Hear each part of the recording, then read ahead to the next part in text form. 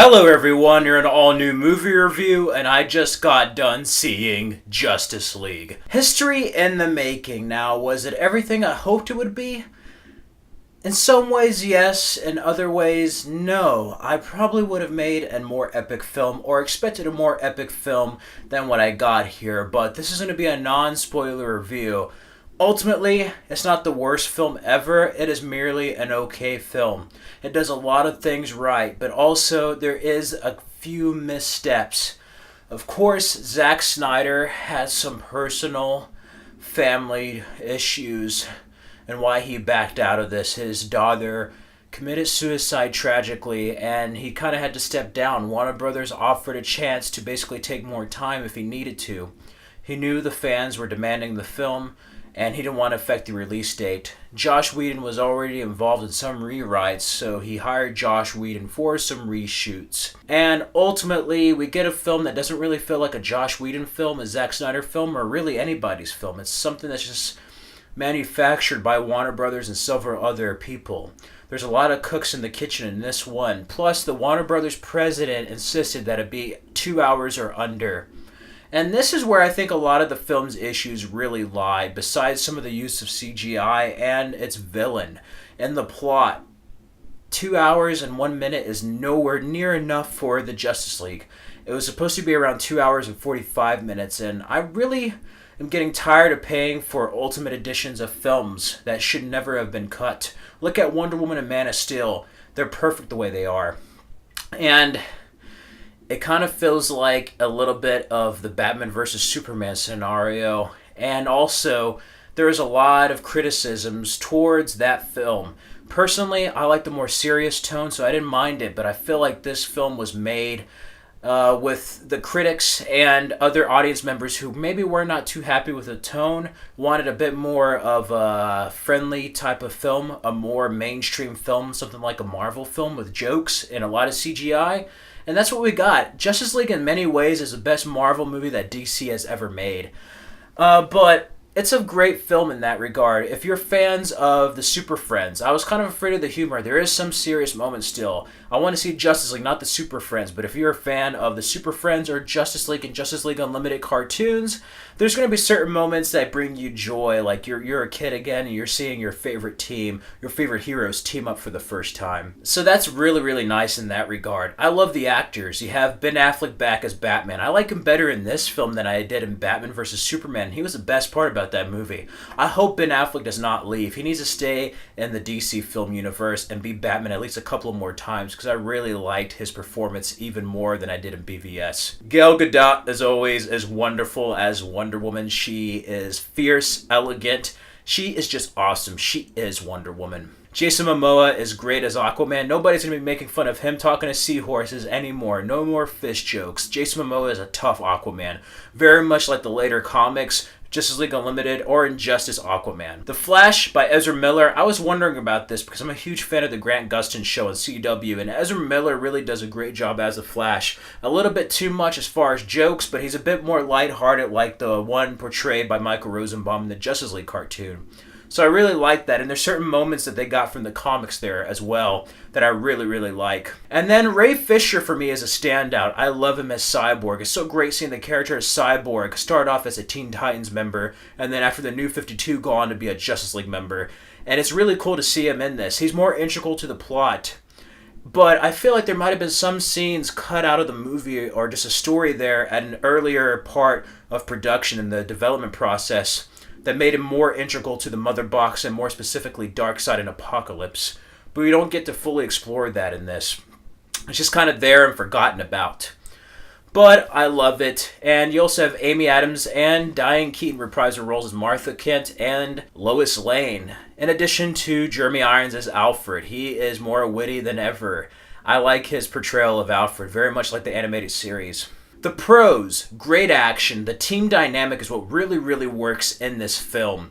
I really like the way the team is. Also, how it starts after BVS. We get to kind of cover briefly a world without Superman and then ultimately the main threat arriving. How they have different plot points from other movies combined and shown in this, as well as some other references to a much larger world. And ultimately, the whole feeling of hope. There is a different tone to this, which also leads to my con. I don't know if it was Warner Brothers or just the problems with the development and production and just editing, but this doesn't feel like the previous DC films in this universe, and that kind of bothers me personally. A lot of people will like it for being lighter, but it just doesn't feel the same as the previous ones. There's certain things that they do that in some ways retcon certain things from previous films, and that's one problem I have. Say what you will about the films, good or bad, whether you liked it or didn't like it, the previous films felt like they're in the same world, had a similar look to it.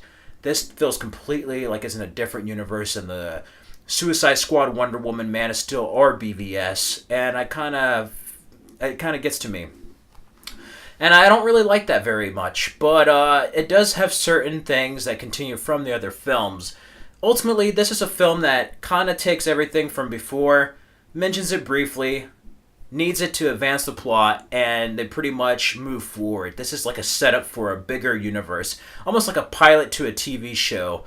A TV show that we haven't seen the rest of yet, that we're going to see in the future solo films, and hopefully future Justice League sequels where we can get a proper villain. The cons. Danny Elfman's score was really weak. Of course, you have a rendition of the John Williams theme of Superman and the Batman 1989 theme, but it's not as bombastic or as epic as it could have been or should have been. And I really like Junkie XL's music. It didn't sound as epic. And I really wish they kept some themes. They don't really keep certain themes from previous films. So that, in a way, makes it feel like a different movie.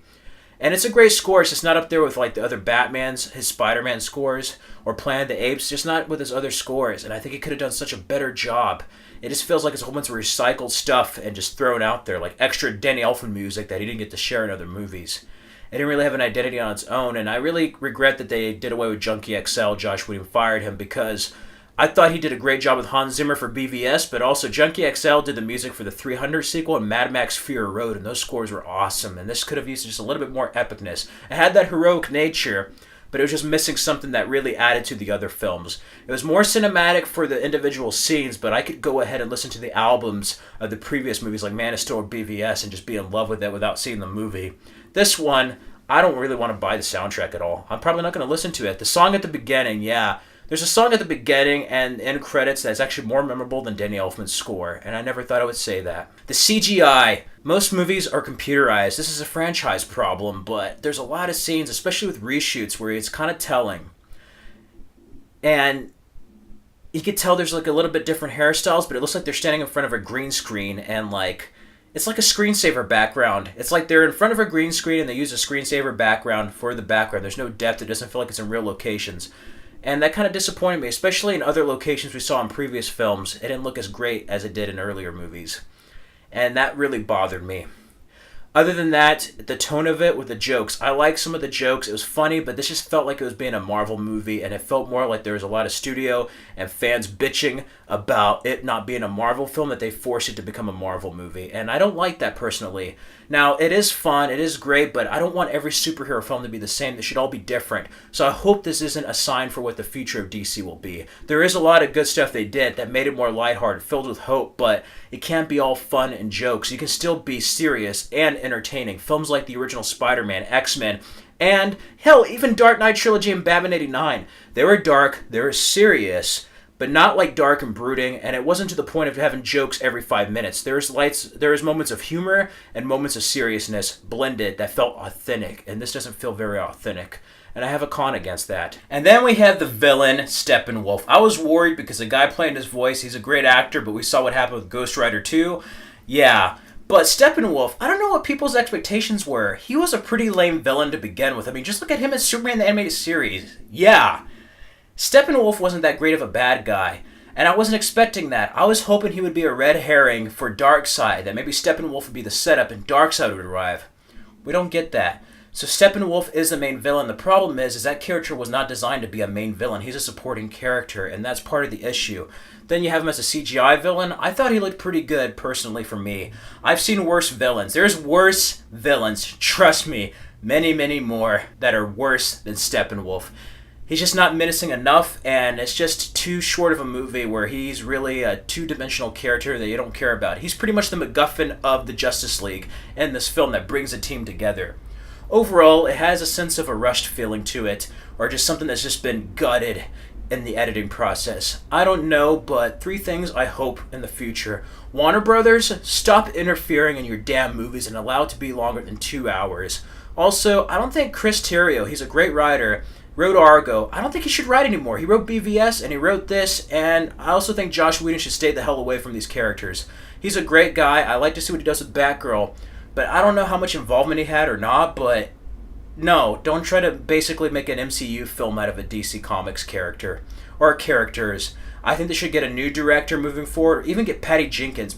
Patty Jenkins for Wonder Woman 2, Justice League 2, or even the next Superman film. Hell yeah, I'd rather have her direct it. But I don't know, it's just one of those films that just doesn't feel like anybody's film. It's just like a certain set of events happen, studio interference happened, and this is a product of all of those things. But it does have more good than bad, and ultimately, if there's a chance, it does have a lot of potential for the future, but I just feel like there was a lot of build-up for this, and it was just a little tad lackluster. But if you're a fan of DC Comics, the Justice League, you grew up on the Justice League cartoon, give it a viewing. If you like jokes and more fun, entertaining movies, you might like it more than me. It might just be based on personal preference, but I kind of liked BVS more than I did this, and I know that might be heresy for some people, but I just did. But it's still an entertaining film on its own. I was not expecting it to be better than Wonder Woman, but I kind of wanted a more epic Justice League film. But it's kind of like the X-Men, where the first X-Men kind of had the setup, and then they really went all out on X2, X-Men United. So I'm kind of hoping that's what Justice League is. Overall, a fun joyride from beginning to end, and I give it a 3.5 out of 5 and a B+. Not the best movie ever, but I've seen far worse, and this film does what it needs to do. It's fun, and it's good for what it is.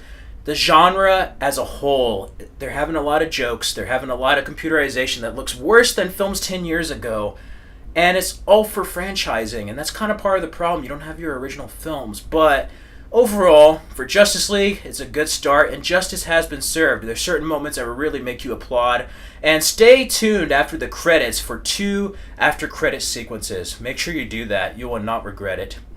The future does look bright. I can't wait to see where it goes.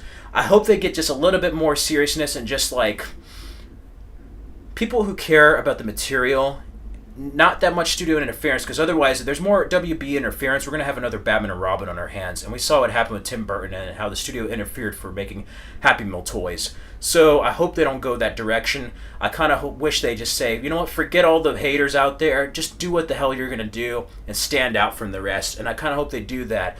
But it doesn't all have to be dark, it doesn't all have to be light and fun. I hope they just do their own thing and really have, in the future moving forward, the directors have their own visions show, their own identity show in the solo films. Anyway, a 3.5 out of 5 and a B+. That is just my initial quick non-spoiler thoughts of Justice League.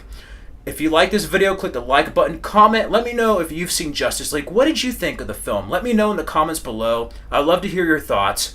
And if you haven't seen it and you're a fan of the Justice League, go ahead and watch it. You'll not regret it. It's a fun time at the theater.